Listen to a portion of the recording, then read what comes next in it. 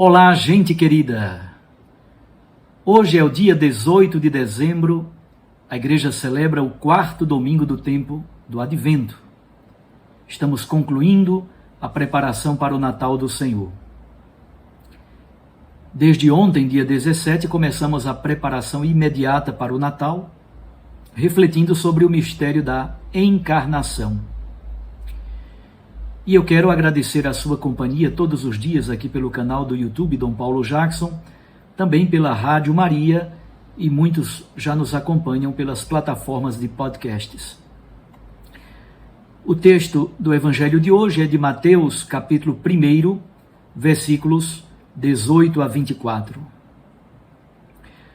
A origem de Jesus Cristo foi assim. Maria, sua mãe, estava prometida em casamento a José, e antes de viverem juntos, ela ficou grávida pela ação do Espírito Santo. José, seu marido, era justo, e não querendo denunciá-la, resolveu abandonar Maria em segredo. Enquanto José pensava nisso, eis que o anjo do Senhor apareceu-lhe em sonho e lhe disse: José, filho de Davi, não tenhas medo de receber Maria como tua esposa, porque ela concebeu pela ação do Espírito Santo. Ela dará à luz um filho, e tu lhe darás o nome de Jesus, pois ele vai salvar o seu povo dos seus pecados. Tudo isso aconteceu para se cumprir o que o Senhor havia dito pelo profeta: Eis que a virgem conceberá e dará à luz um filho. Ele será chamado pelo nome de Emanuel, que significa Deus está conosco. Quando acordou, José fez conforme o anjo do Senhor havia mandado e aceitou a sua esposa. Palavra da salvação. Glória a vós, Senhor. Minhas irmãs e meus irmãos, nós estamos trilhando esse processo de preparação imediata para o Natal de Jesus. Nestes últimos dias, como já lhes disse, estamos lendo textos do Evangelho da Infância, de Mateus e de Lucas. Mateus 1 e 2, Lucas 1 e 2. É importante ver que desde ontem, dia 17, lemos a genealogia de Jesus, filho de Davi.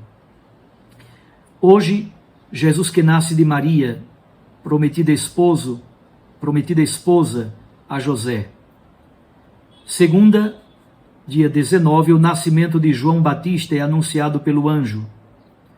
Dia 20, terça-feira, eis que conceberás e darás à luz um filho, a anunciação do nascimento de Jesus a Maria. Quarta-feira, 21, a visitação de Maria a Isabel. Como posso merecer que a mãe do meu Senhor me venha visitar? Quinta-feira, dia 22, o Magnificat. Sexta-feira, dia 23, o nascimento de João. Sábado, dia 24, durante o dia, o Benedictus, o sol que nasce do Oriente. A partir da noite do dia 24, já temos a missa do Natal do Senhor, da véspera, da noite, da aurora e, finalmente, no dia 25, a missa do dia. Encontramos, então, textos disto que os especialistas chamam de evangelhos da infância. Eles estão presentes em Mateus e em Lucas. Não estão presentes em Marcos e em João. Talvez seja bom recordar que no Evangelho de Mateus quer narrar a história do nascimento de Jesus, sobretudo a partir da figura de José. E há um paralelismo entre José de Nazaré e José do Egito, lá do livro do Gênesis. Há também um paralelismo entre Jesus e Moisés. Igualmente aos relatos da paixão ou da ressurreição, os relatos da infância constituem uma modalidade específica do gênero literário evangelho. Como lhes disse, estão presentes em Mateus e Lucas. Contudo, no processo de composição dos evangelhos, estes relatos da infância foram as últimas coisas a serem escritas. As narrações evangélicas nasceram do querigma. O primeiro estágio do processo foi exatamente o relato da paixão. Depois, outro, baseado no ministério público de Jesus. Em seguida, os relatos da ressurreição e, por fim, os relatos da infância. De nenhum modo se pode interpretar estes relatos a partir do conceito moderno de biografia. Eles não são relatos biográficos. A composição dos relatos da infância supõe uma reflexão teológica já bastante avançada. Nós encontramos, então, esse texto belíssimo e talvez o primeiro elemento que mereça a nossa reflexão é exatamente José, que assume a paternidade legal do menino Jesus. José, como pai legal, é a vinculação de Jesus com a promessa de Deus feita a Davi e também com toda a história de Israel. José é da tribo de Judá e é do clã de Davi, portanto, herdeiro dessa história tão bonita. É José, portanto, ao assumir a paternidade legal de Jesus, que vincula Jesus com todo este processo bonito da história de Israel e com a promessa que Deus fez a Davi e a sua descendência. Outro elemento interessante no texto de hoje é a informação sobre o casamento de José e Maria. A tradução que nós lemos, a tradução litúrgica diz: Maria estava prometida em casamento a José. Talvez não seja a melhor tradução. Na verdade, Maria já era esposa de José. Ainda não haviam coabitado. Por isso é importante conhecer como funcionava o casamento em Israel. No tempo de Jesus, o casamento era feito em 2 etapas. A primeira etapa se chama Kiddushim. O casal assina a escritura do casamento, chamada Ketuvá. O noivo paga o dote ao pai da noiva, porém, eles ainda não coabitam. O período do Kiddushim, que significa consagração, poderia durar até 1 ano. E os jovens já eram considerados verdadeiros esposos, de tal modo que, se a mulher, por exemplo, se unisse a um outro homem, durante esse tempo do Kiddushim, ela se tornava adúltera. E se morresse, o rapaz era considerado viúvo. Portanto, já era verdadeiramente casamento. Este casamento só se desmanchava pelo divórcio, que era permitido no tempo de Jesus e no Antigo Testamento. A segunda etapa do casamento se chama Nisuim, as núpcias propriamente ditas. Depois do tempo do Kiddushim, realiza-se a segunda etapa do casamento. Após uma grande festa de vários dias, a jovem era conduzida em cortejo à casa do seu esposo e, a partir daquela celebração, eles passam a conviver juntos. Maria, portanto, já era esposa de José, já havia acontecido a primeira etapa do casamento, mas ainda não haviam coabitado.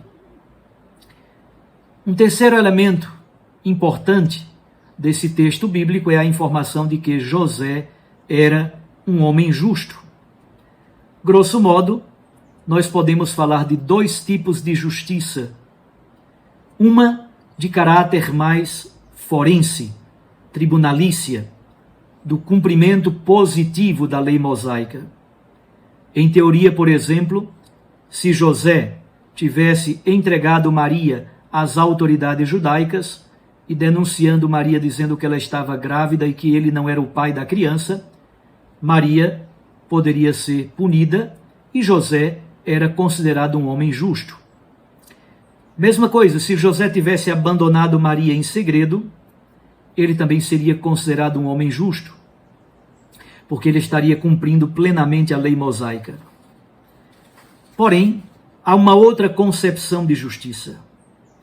José percebeu que o que estava acontecendo em Maria era a vontade de Deus, era o plano de Deus, obra do Espírito Santo.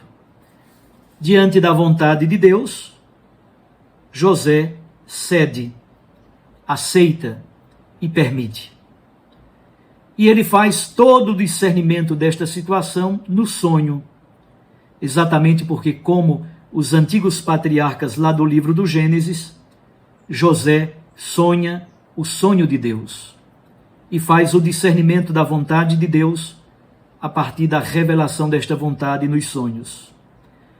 Como descendente de Davi, José coliga Jesus com a dinastia davídica, como alguém que doa a paternidade legal.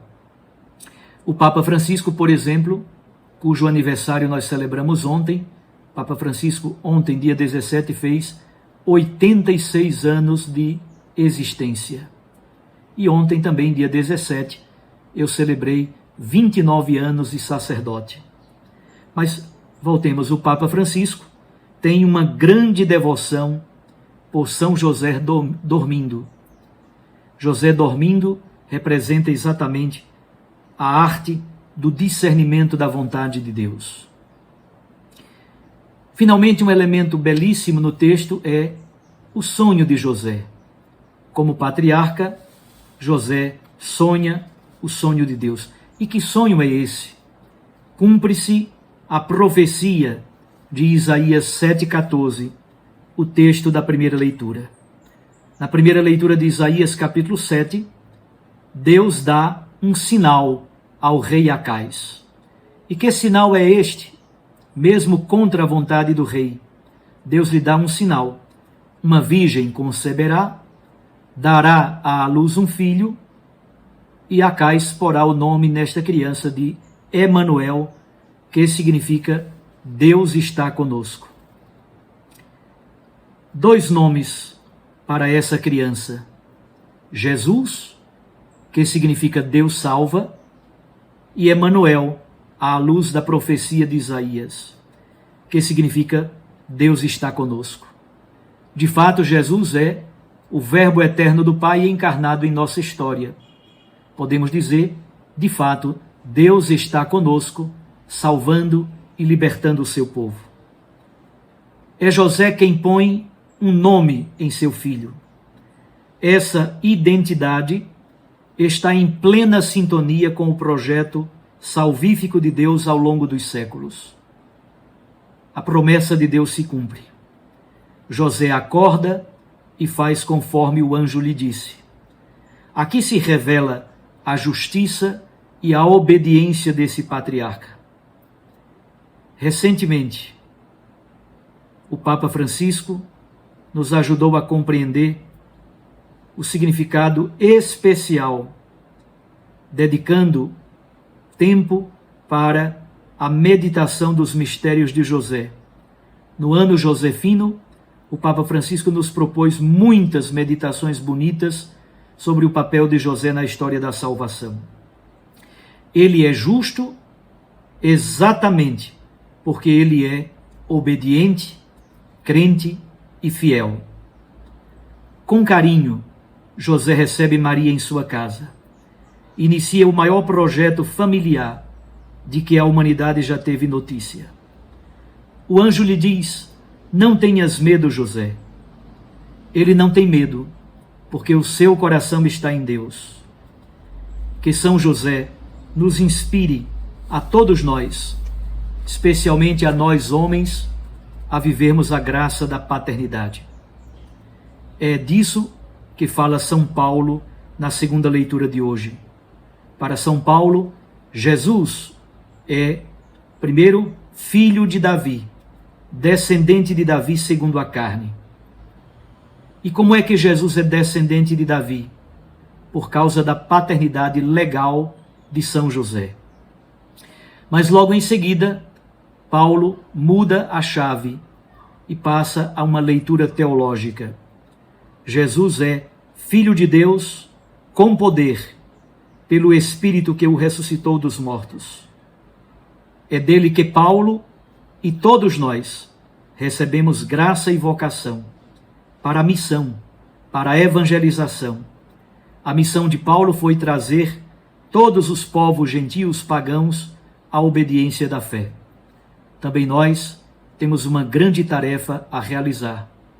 Nós também somos missionários, missionárias, uma igreja em processo constante e permanente de saída missionária. Que São José, pai legal de Jesus, aquele que vincula Jesus ao projeto da salvação, à história do povo de Israel, guardião de Maria e da Sagrada Família, homem justo que sonha o sonho de Deus, que São José nos inspire mais e mais, para que também nós façamos a vontade do Senhor. Um grande abraço a você.